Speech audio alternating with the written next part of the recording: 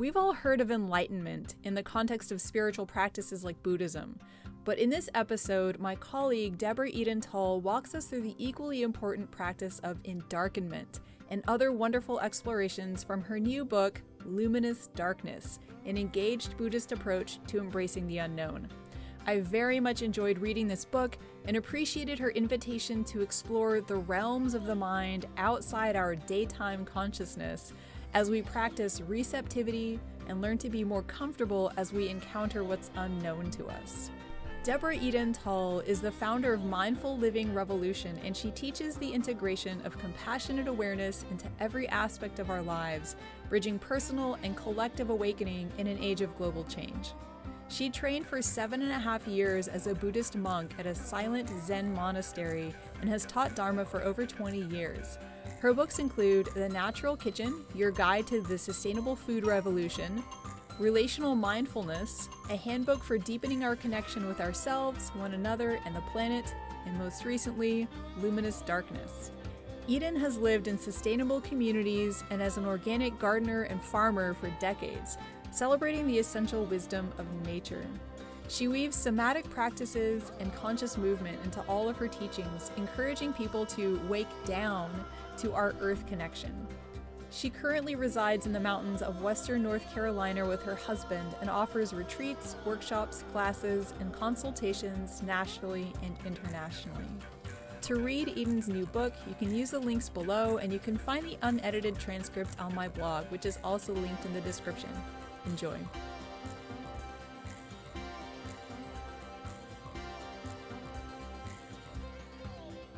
Well, it's so nice to talk with you today about this wonderful book, Luminous Darkness. I'm just wondering if you could explain, first of all, this term that you use throughout this book, endarkenment. We've all heard of the enlightenment. I'm curious about endarkenment. Sure. Thank you for that question, Claire. For at least a couple of years before I actually wrote that book, that term kept coming up into my awareness, and it really resonated with my heart. And there was one retreat in particular I was guiding at Land of Medicine Buddha in the Redwood Forest of Santa Cruz Mountains, where I was asked a particular question about the state of our world and how our practice supports us through it. And I heard myself say that it's important to bring into our hearts the medicine of endarkenment alongside enlightenment. And I realized that for me, part of what it points to is, in my practice, darkness has been such an informative and steadfast teacher. In my experience as a woman and a female practitioner and teacher, in my experience as someone who's been an environmental and social justice activist, in my experience as someone who's navigated trauma and chronic illness, in my experience living in our world today, there's a way that when I look at the contemporary meditation and mindfulness movement, I see some perhaps unnecessary residue of a bias that the dominant paradigm holds towards light and against dark, and a desire to find transcendence, to get to the light, to push away the dark. And so that's part of what this term endarkenment points to, is learning instead to recognize what darkness actually is, what darkness as a teacher in our spiritual practice and in this age of global uncertainty could be for us. Also to recognize that darkness in nature and in consciousness really represents the yin, restorative, slow aspect of nature, rather than the bright, expressive light. And I certainly am one who feels that we need more and more welcome of that in our world. So ultimately, embracing both light and dark, endarkenment and enlightenment. And I'm just curious, you've thrown out these big, I think, ideas that animate a lot of our spiritual practice, at least, speaking for myself as a white-ish woman from America. this idea of we're going to get somewhere, or there's something to learn, or, I'm going to polish up my mind. Could you just explain, as you do so beautifully in the book, could you explain what light often symbolizes for us in spiritual practice and what actually dark means? Because I think often we misunderstand darkness, particularly living in this culture that's so much about light and, everything it represents.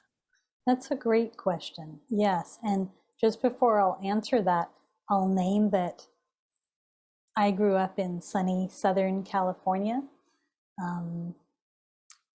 As someone who was always a sensitive, attuned being who really loved depth. And I was aware from a young age of a tendency in the culture I grew up in towards sun shining.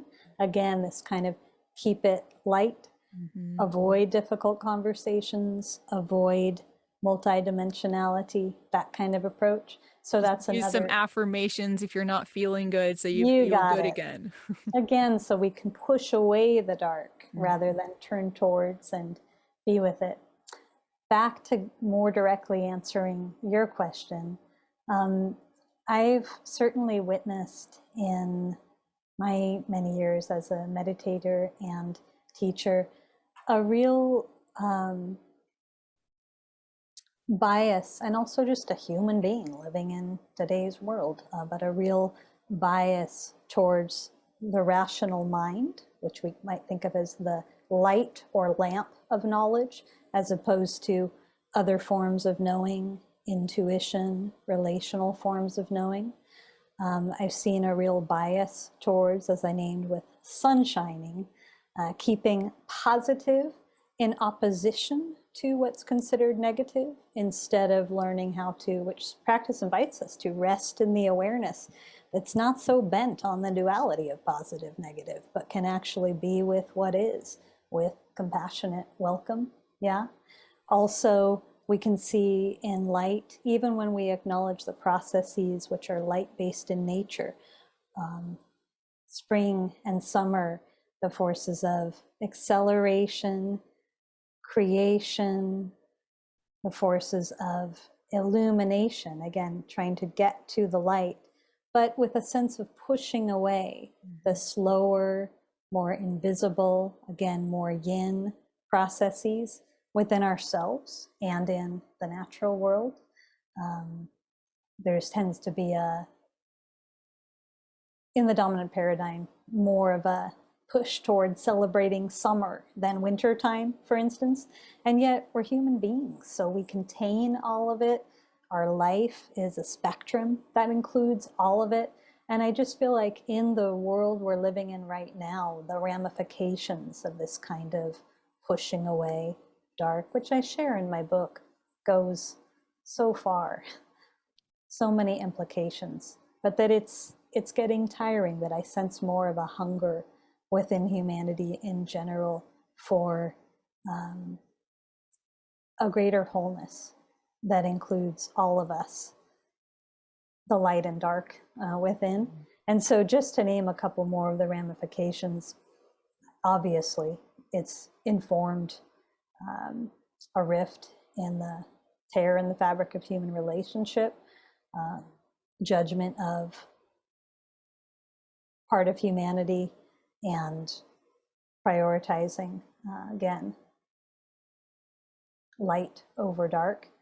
It's informed the overlighting artificially of planet Earth, which has accelerated wildly in the past 50 years. It's informed xenophobia, just pushing away, judging the unknown. So I could go on, but hopefully I've given a glimpse of what I mean by some of the symbolism that light versus dark holds and how we perceive it, and then what the deeper invitation is. I think part of what's implicit in what you're saying, but something that really resonated with me and kind of struck me again and again as I read through this book was, you know, there's like a relationship, or a light is often an analog for knowing, for clear kind of cognitive rational mind knowing, And often darkness is the unknown. It's the place where we don't want to Yes. go. So when you're Yes. talking about xenophobia, I'm not sure who that person is. Do I want to let them in? Um, and I think part of what's so beautiful about this approach is that, okay, I'm just going to geek out here for a second. I wrote my Go for it. dissertation on basically emptiness, the relationship between emptiness and Buddha nature. How do you put words to something that doesn't fit into words? And I think this whole question of like, can you be comfortable with something you cannot name? You can feel it, you can know it, but you can never name it. You can never relate to it out of that sort of, cognitive, rational daylight mind, but it's the ultimate nature of reality. And I don't know, I wanted to throw that out because I feel like it's such a subtext in your book, and just hear if you have a comment on that. Well, I so love what you're pointing to and how you're pointing to it. Can you love what you can't name, what you can't label, categorize? Again, find a comfortable place to organize up here in the cognitive mind. And so this book has a lot to do with our relationship with the mystery, our relationship with the unknown. If nothing else, circumstances humans are finding ourselves in recent years are certainly inviting us to examine our relationship with the unknown. So much of, like, for instance, the systems that we've relied upon and have considered set in stone have been dissolving, have been fraying on the edges. And so going back to what you shared, emptiness. I ask people the question in the book, if darkness were not the absence of something, because we think of it as the absence of light, what is it the presence of? What is your felt experience when you give yourself experientially to resting in darkness? And again, physically and metaphorically. What is emptiness the presence of, if not the absence of something? So I really love what you're pointing to. To me, it really resonates. I mean, not to make it about my dissertation, which is not readable at all, which your book is very much. But part of the reason that I was so fascinated by that question is that some of the folks I wrote about in my dissertation, their theory, in sort of 13th, 14th, 15th century Tibet, the vogue, if you will, the philosophical vogue was all about, negation. It's not this, it's not this, it's not this. Like emptiness, reality is not that. And these folks said, yeah, but after you've done all that peeling away, all that, paring down, there is something that you land in. You just can't express it with words. And I think for me that was a really important piece for being able to appreciate, what you're writing about as the darkness, that it's not, you can think of it as an absence of something. You can also think of it as the only space in which something else can blossom. Thank you. The only space in which something else can blossom. Darkness being the field from which everything, and certainly all of light, emerges. Darkness being the field from which all of life arises and returns. And it can only be touched through experience. So again, if we want to be people's focusing on rational mind orientation, or you already named this and it's in the book, that daylight orientation, what I can see, what I can label, what I can measure and compare, versus dropping into one's actual experience, which calls forth certain qualities in us of attunement, deep listening, learning to rest in being, which is the nature of meditation, to really feel and sense the consciousness of darkness. Yeah. Mm-hmm. Mm-hmm. Yeah, it's so true. And I think, just again, speaking for myself, like when I think of myself as a baby meditator, I think I thought I was doing something that leads me into that realm of darkness. But I think it's much easier to kind of stay focused on thoughts or, consciousness, the content of mind, rather than sort of the vastness of mind itself. And I think it's like our culture offers us meditation and spirituality as a way of exploring the darkness, but I think it's so easy to end up finding yourself just searching for light in a different way, searching for certainty in a different way. That's a great way to put it, searching for certainty in a different way. Yeah, my Sangha was just talking about something similar to this, just even throughout those experiences of resting in to the spaciousness of awareness itself, the boundlessness, the non-judging nature, the welcoming nature. It can still be easy because the human mind loves habit to go into focusing instead on what I'm aware of in this field, what's arising and passing in this field, but forgetting that I can find this ground of always existing quiet in the awareness itself. Yeah. In the darkness. Yeah. Yeah. Yeah. I had this question so many times reading your book, and in this conversation too, it just keeps coming up.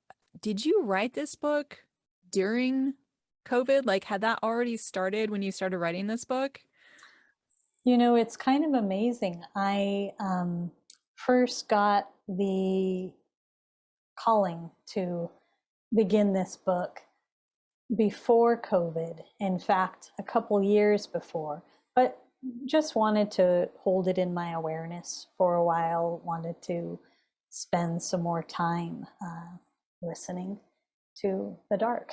And then my plan was, after leading a retreat over New Year's, um, giving birth to 2020, I was going to be diving into this project. And it was just a wild irony that that's when COVID hit. Not only did it invite me even deeper into the writer's cocoon, but the topic was just fully aligned. There was a sense of, okay, I've had a little bit of resistance to this project, but guess what? Its medicine is needed. Yes. So I can find my willingness. Yeah. Yeah. Yes. I think for so many people, first of all, being quarantined, it's like an enforced period of darkness. And it's been really interesting to just see all the different responses people have. And now, after a couple of years of this, the burnout and the fatigue and the great resignation that we're experiencing, it just feels very topical, like for right now also. And I'm just wondering if you have any advice, for people who are sort of involuntarily going through this period of either, willingly or unwillingly leaving a job, maybe being at home more than they would like to. Although now that's the quarantine is a little bit better, but I'm just wondering, is there advice for how to get the most out of these periods of, darkness, rest, that yin quality? Mm-hmm. Great question. And one thing that arises is there's a chapter in the book called Befriending the Night. And I feel like just the night metaphorically is something so many people are facing right now. Their life circumstances having changed in different ways, job change, place change, the state of our world changing. And so the night, again, the field of that which we do not know, cannot see, also cannot recognize our daytime identity in. Mm-hmm. And so the book talks about how much we cling, right, to that identity of this is who I am and this is how I want to be seen, and almost try through the ego to build scaffolding in our lives to find safety or okayness, the right identity, the right job, partner, income, whatever it is. And befriending the night, this is about really being willing to let go of that, looking towards who we are in daylight for security, and actually bring reverence, curiosity, I want to say awe to the experience of the night. Remember that darkness is also the field in which all possibility exists. So it's the field of that which is unformed rather than formed. We can even say invisible rather than visible. But if we've been conditioned to focus so much again on that domain of what we see as real and set in stone, and who am I in this very human focused world, we're missing whole other dimensions. Does that make sense? Oh, that definitely makes sense. Yeah. You know, Mm-hmm. what strikes me is the words you used about this sort of encounter with darkness, curiosity, awe. I mean, these are emotions you cannot feel in a world you're familiar with. It can only happen when you're willing to kind of step a little bit over that edge into the unknown. It's so true. And even think about how one tends to feel when looking up at the night sky, whether the new moon when it's pitch black or when the sky is filled with stars. But there's a sense of, oh, I am gazing upon the mystery now. Yeah, yeah. So, yeah, you got it. For me, that's one of my earliest memories of just a state that every now and then I feel in meditation or in practice, you know, that sense of like looking out into the universe. And I grew up mostly in the country, and, you know, every now and then, like all three of us kids and my dad, we just lie there and look at the stars. And I remember like once I got old enough to realize how far away they were, you know, how far I was looking back into time, it kind of cracked open the way I understood reality. Um, you know, from like you're saying, this very human centric, like we're on one little planet in the middle of this vast universe, and that seems like that's all there is. And then you open up and realize, wow, the scale of what exists is beyond what I can understand. Yes, and it's so interesting because sometimes, even in the name of practice, um, people can become a little more self centered or Mhm. self focused than universe Mhm. focused. And in our world today, you know, I grew up in Los Angeles, which is a ginormous city, and there is access to nature, but it's quite easy, especially also with our um, reliance upon technology, computers, social media, to become kind of forgetful of the world beyond the human-centered world. And this book on darkness is really inviting us also to open back up again, to remember a deeper earth connection. Earth teaches us so much about the interplay of light and dark, day, night, dusk, dawn, this continual flux, and the seasons. And yet in our conditioning, there tends to be a very strong bias towards just one, Mhm. just Mhm. towards the light. Yeah, Mhm. yeah. I think it's especially it's like a blind spot for like contemporary, at least, you know, Western, I don't know, spirituality sometimes. Mhm. It's, you know, I get this feeling that people they want to move toward that light. And like that's better than moving toward, you know, exploitation of self and others and you know, out and out destruction of things, but it does feel like there's something really precious that gets lost when that's what spirituality is about. And I think sometimes even through, you know, the mindfulness movement, as much as it's really opened up practice to so many people, I think when it's not presented in its fullness, it does become just one more way of having a happier self rather than perforating that solid sense of self and opening to a wider world. That's a great way to put it. Trying to have a happier self, but self in caps, rather than opening to a wider and freer expression of who we actually are. And one thing that came up when you were speaking, you know,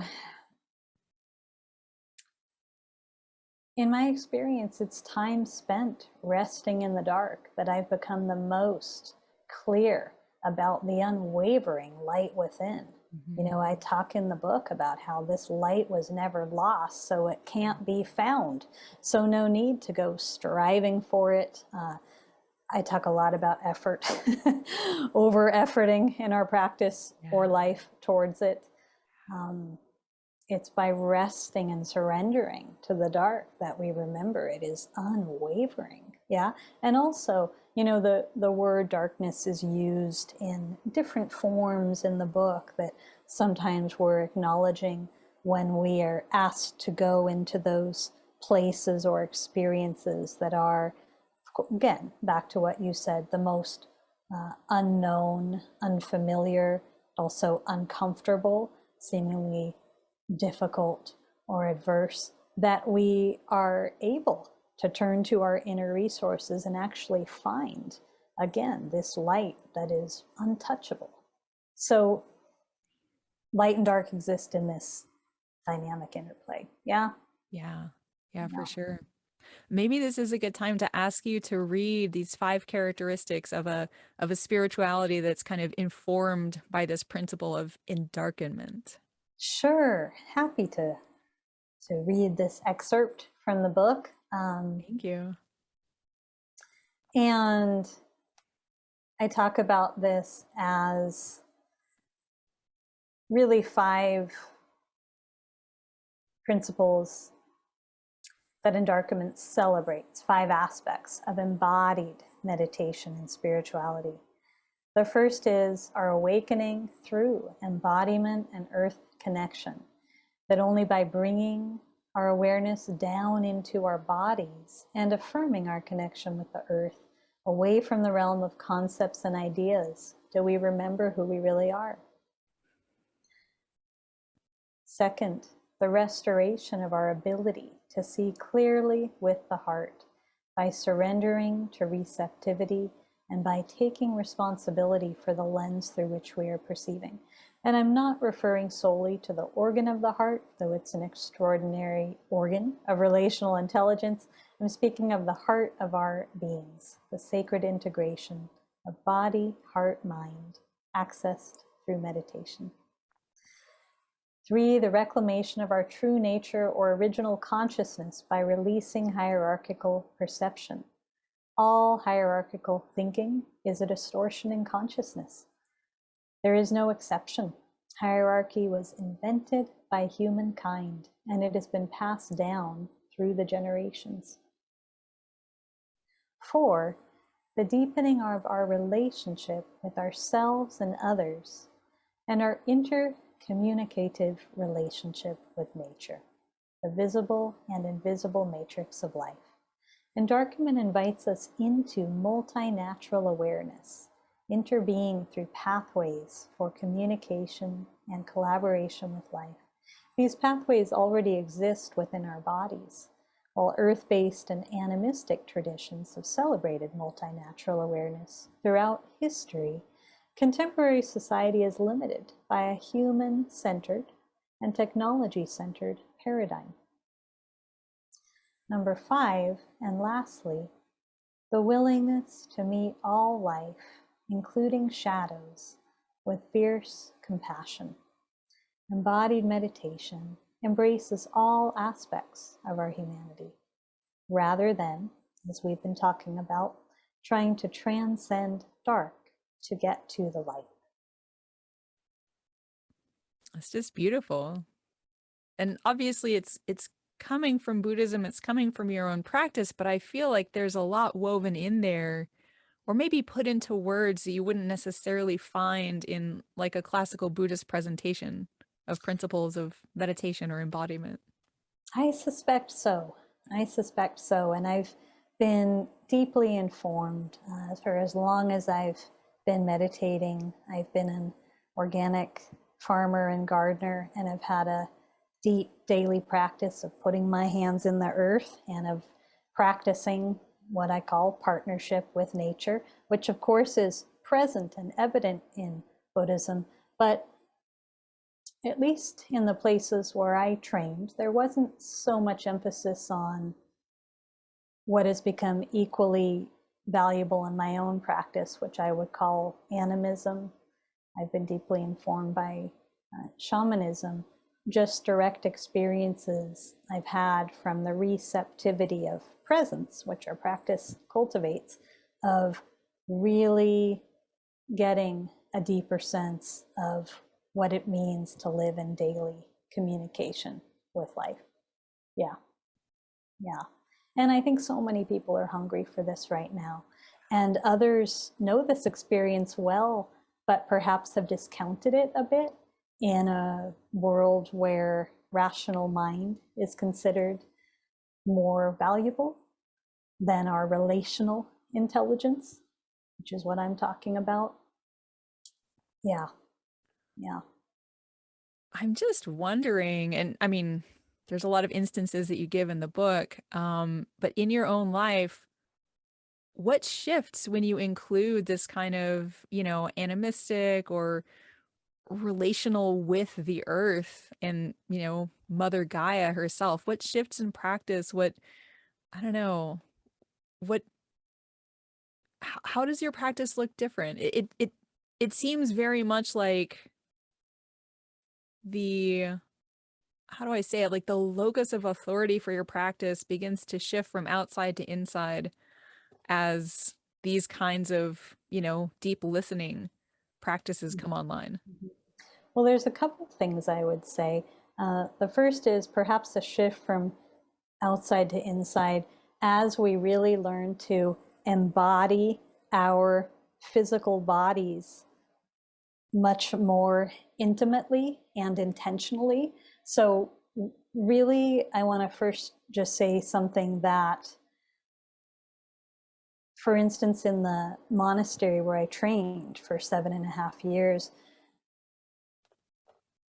the language used pointed to um, honoring the body and pointed to being in our bodies rather than our heads. But it actually wasn't until I left the monastery that whole wider dimensions opened up for me, because I was no longer holding so tightly as I was for a while as a monastic to a particular form.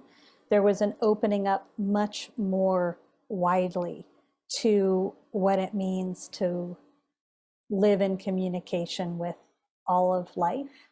And there was something else arising that I want to see if it's still here in my awareness. Hold on one moment.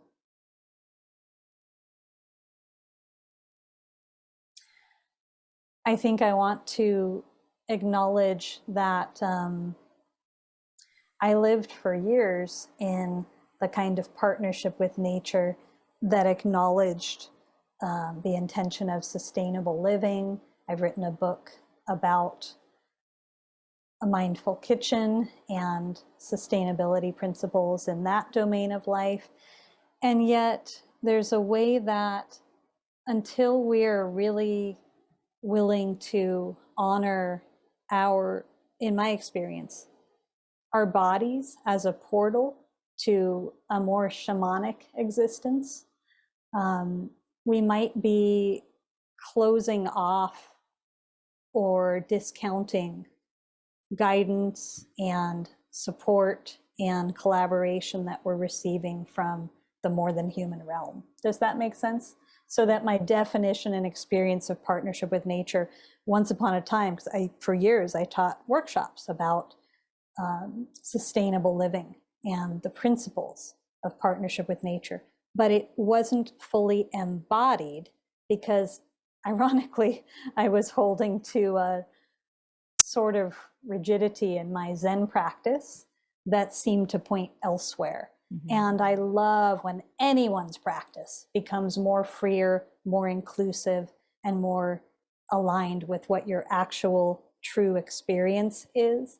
And so, obviously, Buddhism is not a practice of beliefs. Mm-hmm. But as I point out in this book, no matter who we are, there's a point at which we notice our spiritual practice itself has taken on some beliefs or is carrying some of the conditioning of our society that we might not have seen so clearly. And if we really want to reclaim the authority of the heart, and by that I mean the shared heart, we need to free ourselves from all of that and to let our practice itself become much wider.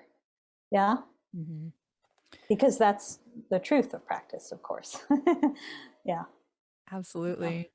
When I was studying martial arts, studying Tai Chi, I remember there's a saying that, like, at first you do the form and then the form does you.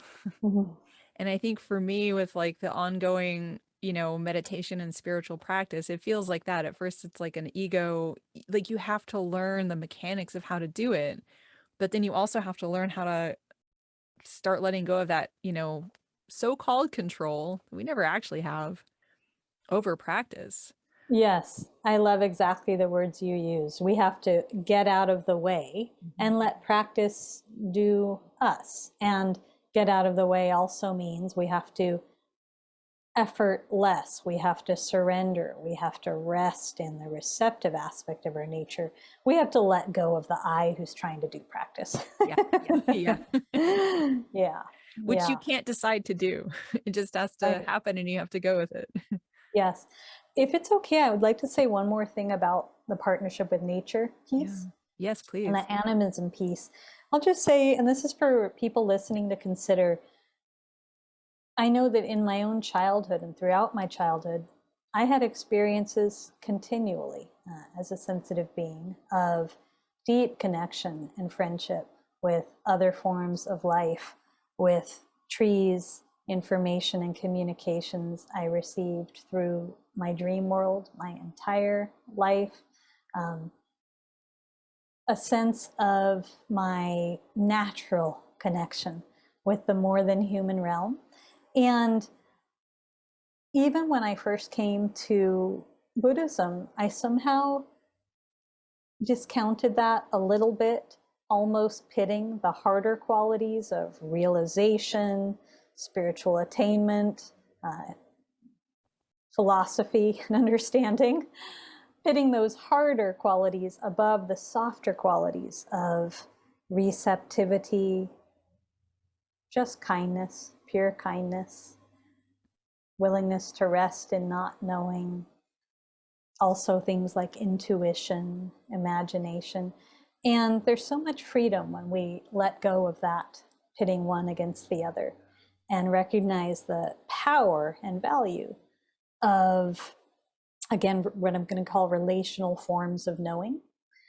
And it was actually the experience that took me out of the monastery that instigated that was getting Lyme disease from a tick bite. And I actually had it for years.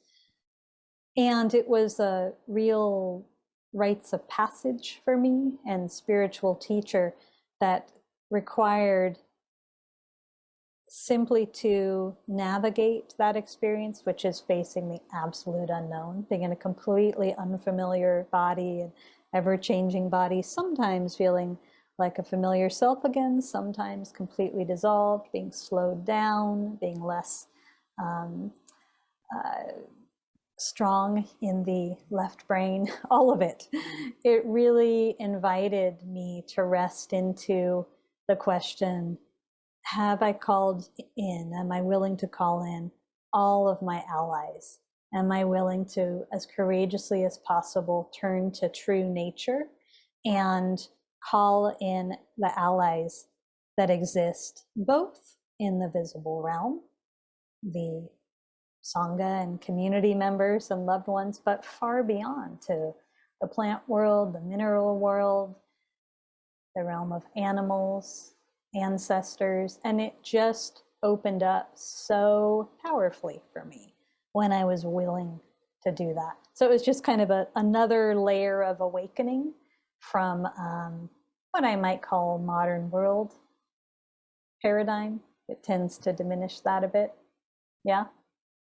Yeah, for sure. I suspect a lot of people can relate to having those, early experiences of connection and communication. And, um, it makes me think of my own Buddhist tradition, the Tibetan tradition, which has a strong, strong shamanic component to it. The Yes. greatest masters of, Vajrayana Buddhism and all these like very profound advanced practices are also the greatest masters of the shamanic because they're not actually two different things.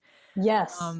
And I feel like, well, I'll put on my like scholar of religions hat here, during the transmission of Buddhism to the West and particularly Tibetan Buddhism, there's so much that's profound that's again like light oriented that people wanted to import.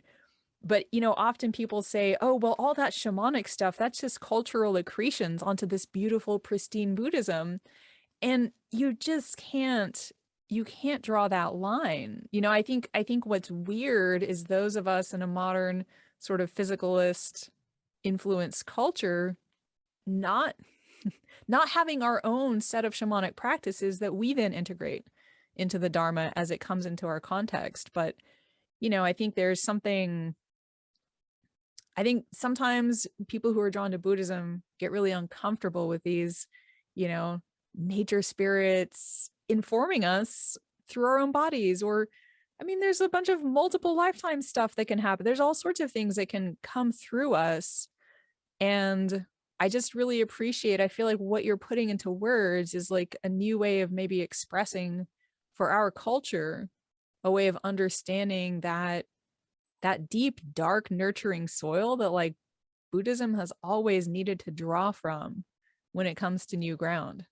Yes, that deep, dark, nurturing soil. And just as you were talking, a couple things that arose were one, just considering anytime we're drawing lines between, to use the language you use, right? We want to investigate. There's some conditioning at play here. What's at play? And there's so much collective conditioning throughout history, even going back to the Cartesian era, the 18th century age of enlightenment, all about rationalization, the burning times and the demonization of anyone practicing the more earth-based wisdom and body-based wisdom. Just to point out that there's a great healing, I think, is both ancestral and cultural, that needs to happen in terms of our relationship with planet Earth right now. And so it feels really important to give people permission to reconnect with more of an animistic sense of existence. You only have to turn to your own experience for that. Yeah. Yeah. Yeah, definitely. That Yeah. we have an internal authority too. When Christianity says there's original sin, you can't trust yourself because your impulses are, tainted in some way. I feel like this is a direct rebuttal of that. It's Yeah. pointing towards something of a completely different nature than just, my own personal ordinary impulses or wishes. Yes, yes, beyond my personal impulses and wishes.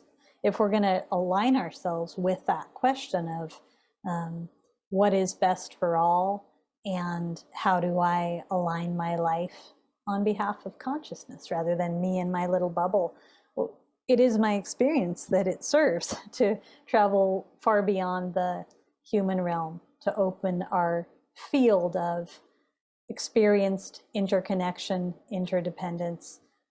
Well, the phrase Thich Nhat Hanh used, interbeing, really to all beings. Yeah. Mm-hmm. So, It's just beautiful.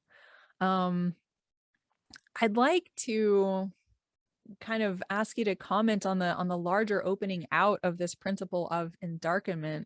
Our climate crisis, systemic racism, these like large systemic things, getting more toward the later sections of your book.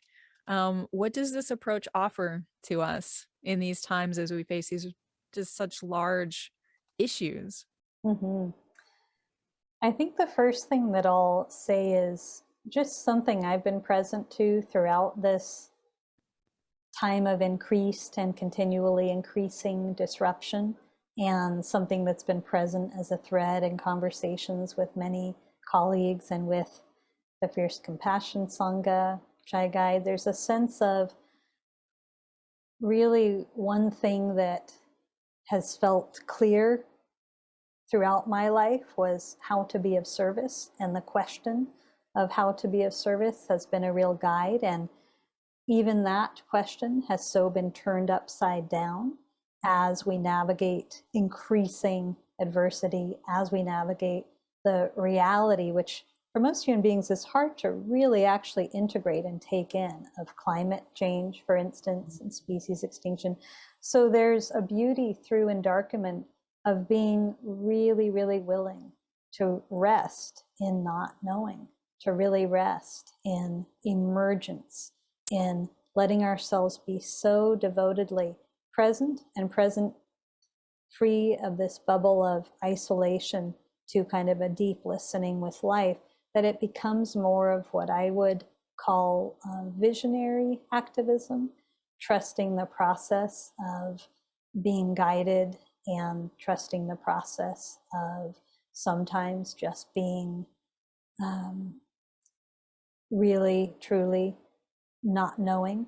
But in the trainings that I guide, there's a whole field about this is a training for leaders and facilitators, leading in the dark and being led by the dark. And there's sort of a different set of faculties, which meditation positions us well, a meditation practice to use, which I think are phenomenal for preparing us for these times. Yeah. So we can, in other words, hold the question of how to be of service in a really emergent way, not looking so much to and circling in the mind through thinking and doing and thinking and doing and got to find the answers, but understanding it as a co-creative process of emergence. Yeah. It just sounds, for those of us who are highly sensitive, it sounds so much more sustainable than like an action only model of activism. Yes, and I'll share as I speak about in the book, but for years I've also guided the work that reconnects, which I found when I was about 20, which Joanna Macy created for honoring and transforming our pain for the world.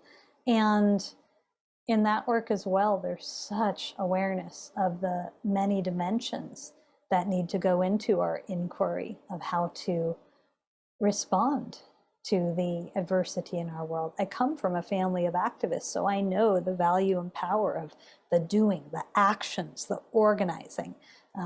But that alone is not enough. That alone is just one piece. That's what happens in the domain of light, and that's what arises from time spent in darkness. But we equally, especially now, need to be honing our willingness to drop into the receptive, our willingness to feel, integrate, and metabolize all the feelings that get stirred, our willingness to learn how to see with the heart rather than through the lens of me versus you or right, wrong, good, bad. There's just so much opportunity now to understand the value for something more than the active realm and the action realm. Does that make sense?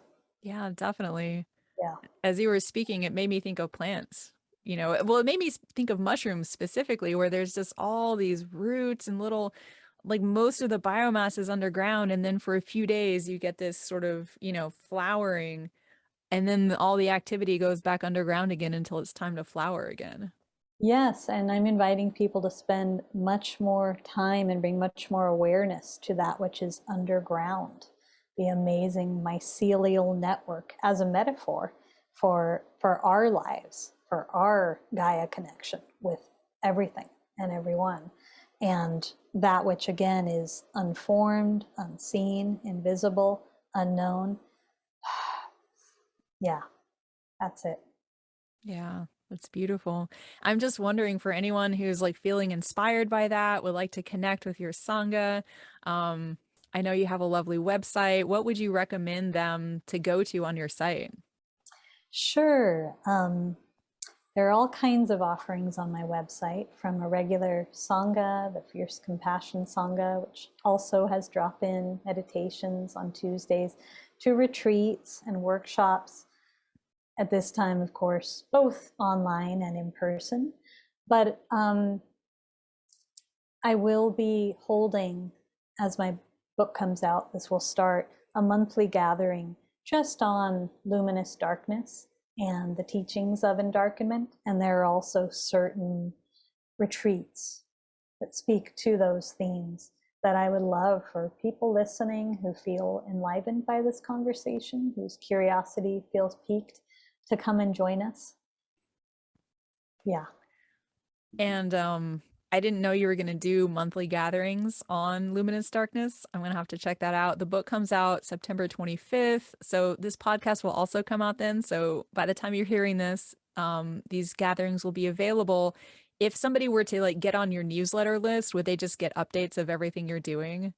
Yes, they would get a monthly or bi-monthly, no more than that, update on what's being offered. And there are retreats coming up in both North Carolina, where I live, and on the West Coast in California, North and South, and also online. And I just want to say that, you know, I'm asking people in this book to bring awareness about kind of an imbalance in our world regarding light and dark, and artificial light included. Like most of planet Earth, 90% now of the US and Europe has that dimly lit, artificially lit night sky now. That's astounding because true darkness is so valuable for nature. But I want to also acknowledge that I appreciate the ways technology like this, these bright lights, can bring us together. And it's been deeply, deeply rewarding to me and affirming to acknowledge all throughout COVID the value of how deep and embodied our gatherings together can be, how much these teachings can all be transmitted through connecting on the screen while we are perhaps at home. It's been such a gift and such an affirmation. So whether I see you in person or online, please come. Yeah.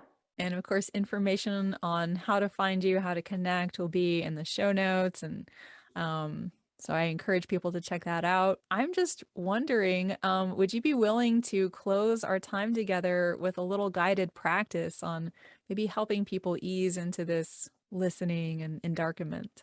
Sure, absolutely. Let's invite listeners, if you're somewhere where you can close your eyes, to let your eyes rest. And let's just take in a couple of deep, full body breaths together.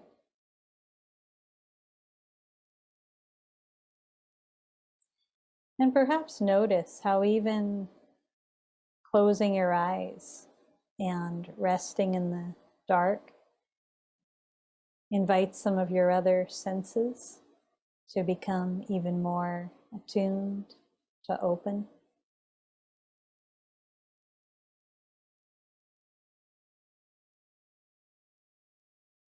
Just resting here, feeling the earth beneath you, the ground, the gravity supporting you. And I'd like to invite people to just imagine for a moment that you're sitting next to a window. And this is a window not to the light of day or the outdoors, a window directly into darkness.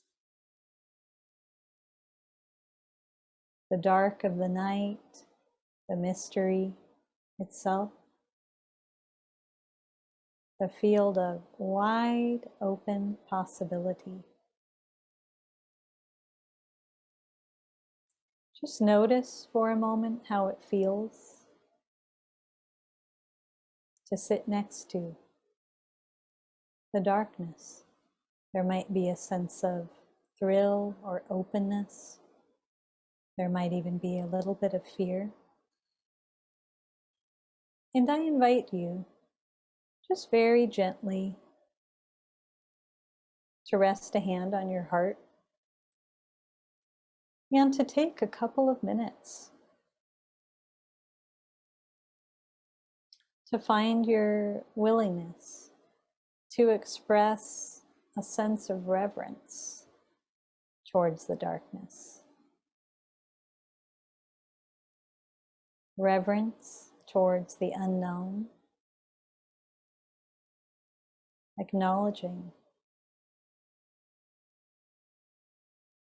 that this is a part of human life, a part of life on earth.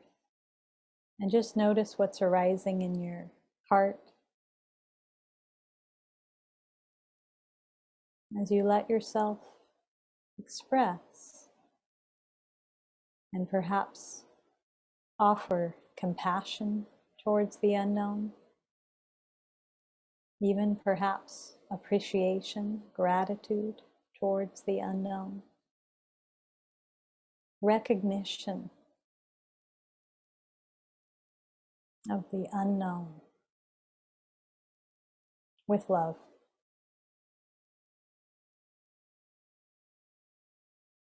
And then just notice if you would like to ask for any blessings or compassion towards yourself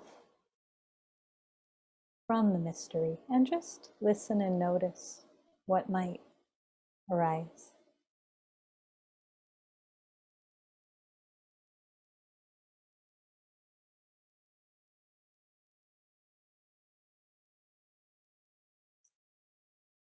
And I'd like us to all feel a sense of togetherness while we do this. Wherever we are in time and space, a sense that we are meeting the unknown together, a sense that we are invited to open our hearts a little more together in this time to darkness, the field from which we all came, to which we will all return.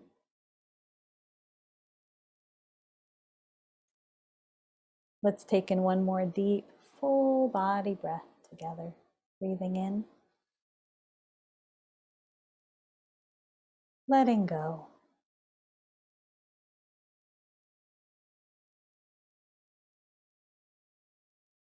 And then whenever you're ready, very gently,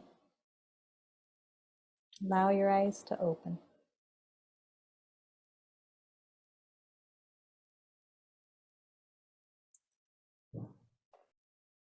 That was beautiful. Thank you so much. Thank you, Claire. I've really enjoyed hanging out with you today. Likewise. I loved this book. I hope everybody who's interested can go grab a copy. You can find a link to that also in the show notes. Just thank you so much for sharing with us what feels like the fruits of a lot of wisdom, a lot of pain, just a lot of time spent practicing. Thank you.